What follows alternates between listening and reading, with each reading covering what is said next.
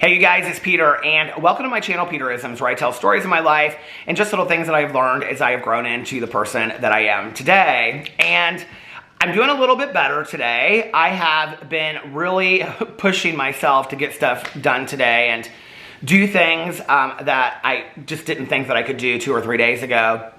I just fed the dogs, and I have to walk downstairs with the plate and all this kind of stuff to put it in Boo Radley's crate because he eats in his crate and Tucker eats up here because we try to separate them. That was hard because I couldn't even stand in the kitchen, just 2 days ago, and now I can kind of stand for a little bit. Today is Alex's late day at work, so I was like, I'm gonna try to do these things. He's like, I can come home early if you need me to. I was like, no, let me try these things. Let me try to get these things done. So I've been doing that, and then I have been kind of trying to move around, clean up things a little bit. I just brought the trash can in, and it's like one of those roller, those big trash cans. And my neighbor was out there walking her dog, and she knew that I had, what was going on with my leg and my back. And she's like, do you want me to do that for you? I can do that for you. I was like, no, I'm trying to do these things on my own so that I can, try to push myself through it and get better. And she's like, well, you don't want to push yourself too hard. And I said, I know. And so she's talking to me out there, and I'm holding on, holding onto the trash can. I'm like kind of hovering over it, okay. And I'm relaxed out there, and I'm I have to push it again to come in, and all this kind of stuff. So anyway, I'm getting through it.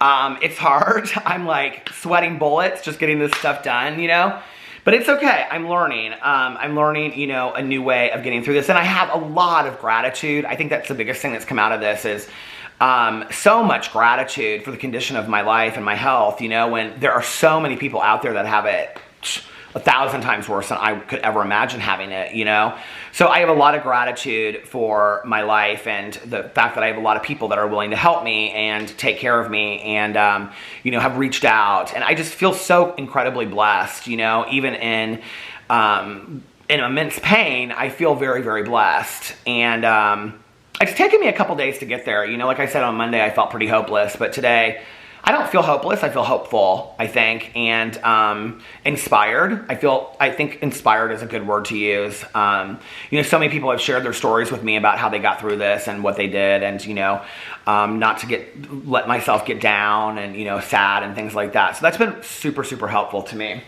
All right, I brought 2 meditation books with me today, and I have my reading glasses on because it's darker in here.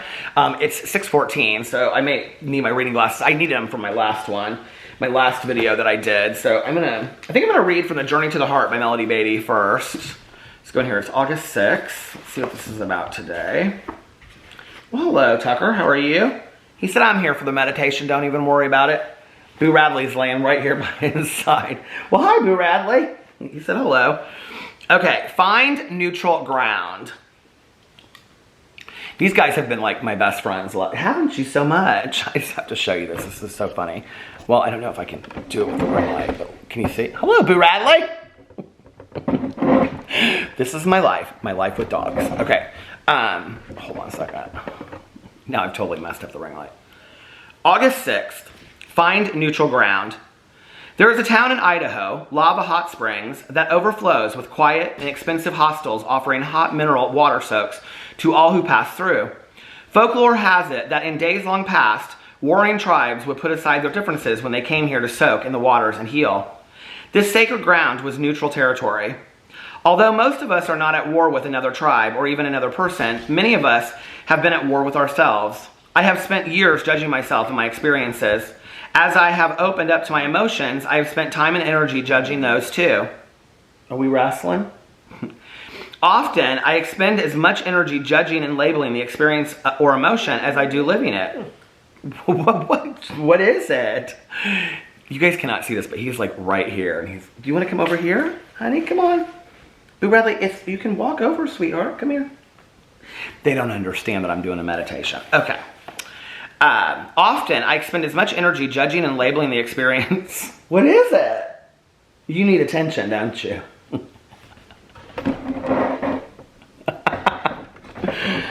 Oh, my stupid ring light. Okay, it's all caught up now. Hold on. This video is all over the place. Often, I expend as much energy judging and labeling the experience or emotion as I do living with it. I have run in terror from grief. I have attacked myself repeatedly for experiencing anger. I've put antagonistic labels on guilt and fear. Now I am learning the power of neutrality. That is so true. When it says in here that I have run in terror from grief. You know, my first year of my mom's passing, that is exactly what I did. I ran. I was numb. I don't want to feel it. I don't want to deal with it.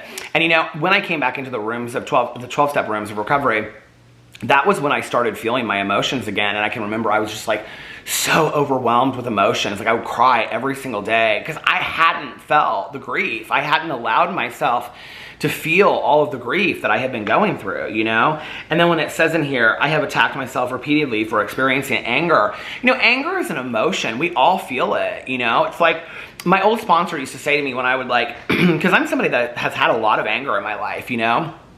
I think I've learned how to respond to it today versus react to my own anger. I used to react. I was very reactionary with my anger, you know, but I would call my sponsor and he would say, well, you didn't hurt anybody, you know, like, and you didn't hurt yourself. You just, you know, said some things you shouldn't have said that you can make amends for, you know, and take responsibility for. And so, you know, like I've had to work on that, but like that's, you know, it's such a truism that we beat ourselves up for outbursts of anger. Like, well, that's just an emotion, right? Like, and don't we have the right to be angry at times? I used to work with this woman way back in the day when I first started working in this treatment facility. She and I were just both like techs working on the unit. And I remember one day she was really angry and she said, today I choose to be angry. I said, okay. And she said, but I might choose to not be angry later, but right now I choose to be angry. I said, okay. So anyway, you know, I mean, I think anger is an emotion just like everything else. I think we want to ignore it because it's like a bad emotion. You shouldn't feel bad emotions like sadness. I mean, when we talk about like, if you think about this, when people say I'm emotional, like I even say this, right? Like I'm so emotional today. Well, that doesn't mean like I'm full of joy and happiness. Typically when I say I'm so emotional, it means I get so emotional, baby, every time I think of you. Every time I say that though, you know, like I'm so emotional today. Like if I say it to my good Judy Tanya, I'll be like, oh girl, I'm so emotional today. It just means like I'm sobbing, I'm emotional, like everything that I think what it means to me is that like everything that I experience has some emotional like kind of like port to it. Does that make sense? Like any movie I watch, any song I hear, any commercial I see on TV just makes me weep, you know? But that's only one emotion. So I think I like that they're saying that, or she's saying that. Now I am learning, okay, she says, I have run in terror from grief. I've attacked myself repeatedly for experiencing anger. I put antagonistic labels on guilt and fear. Now I am learning the power of neutrality.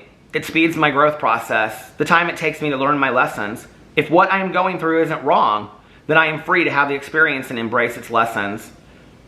If what I am going through isn't wrong, then I am free to have the experience and embrace its lessons. It's really important, you know, because what you're doing there is you're allowing yourself to be emotionally free. You're allowing yourself to feel your emotions.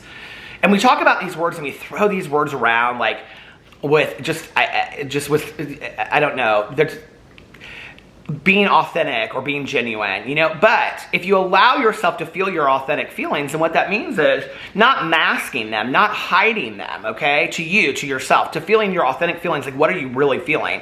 Like in any situation you ask yourself, like, I'm trying to think of an example, like, okay, like let's say if you're driving down the road, right, and you're late for work, and you're stuck in traffic, and somebody swerves in front of you, and you like start cussing them out, and you're like, right? And you're like, if in that moment I say to you, like, what are you feeling? You go, I'm angry. I'm like full of rage. This person cut me off. And I'm like, okay, but what is really going on with you, right?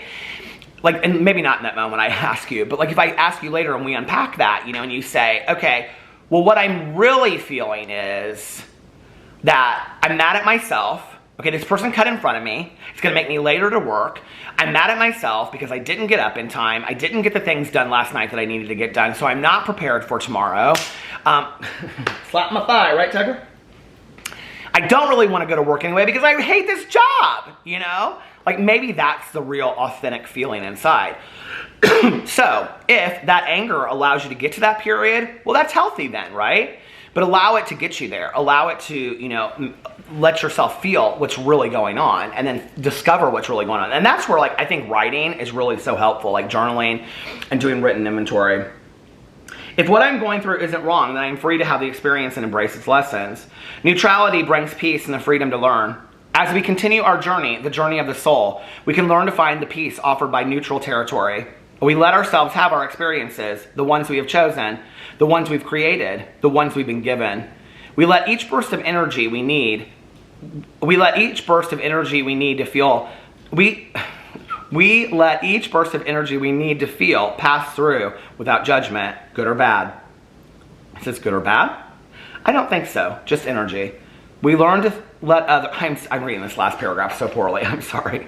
We let each burst of energy we need to feel pass through without judgment, good or bad. I read it wrong again. Anyway, it doesn't matter, good or bad? I don't think so, just energy. We learn to let others have their emotions and lessons too. Discover the power of neutral territory. It is sacred ground that can help you heal. You know, what's so amazing about that last line is when you are done judging yourself for the emotions that you feel, and you're done judging yourself for, you know, feeling angry or, you know, feeling sadness or whatever, or just feeling self-centered or whatever the feeling is. There's hundreds of feelings, you know, whatever that feeling is. When you're done beating yourself up about that, well, then you're done beating other people up about that too, because you can allow them to have the freedom of their own emotions as well. So then this competition goes away, right? And you're like, oh wow, well that person's feeling what they're feeling and I'm feeling what I'm feeling. And that's okay, you know, we can coexist in this area together, feeling our feelings and feeling our emotions and moving on. It's really that simple, you know? And often then too, when you see somebody else feeling their emotions or feeling their feelings and you identify with that feeling or that emotion, because this happens to me quite often, and I'll be like, oh wow, like that is me. Like I relate to that, you know? And I think this is especially like when I watch YouTube videos where people are talking about like, you know, I don't know what, like this really helped me when PP passed away. You know, I just, in my video yesterday, my drama video, I said something about being a 48-year-old man living in the middle of Indiana with my 3 dogs, or my husband and my 3 dogs. I couldn't even believe that I said 3 dogs. Like I just kind of like, you know, completely passed by that PP's not here anymore. But when PP passed away and, you know, I watched all of these YouTube videos about people, how they had gotten through like the passing of their pets and all these things and what helped them. And it was like, I could see my emotion in them. And then I was like, I could allow myself to feel what I was feeling because I could see it in somebody else, you know, and I could recognize it. I was like, oh, that's familiar. So I see myself there, you know, and it was familiar. And I think that that's what we do often with emotions. And I think often when we see emotions of ourselves and other people that we don't like anger, right? Because other people are mirrors of us. Other people are mirrors of us and we don't want to see that. Then we end up not liking that person because we don't like them because they mirror who we are. They mirror something about ourselves or our emotions or something, you know? So, or our actions. So anyway, let me know what you think about that in the comment section below. I love you guys and I will see you tomorrow. Bye.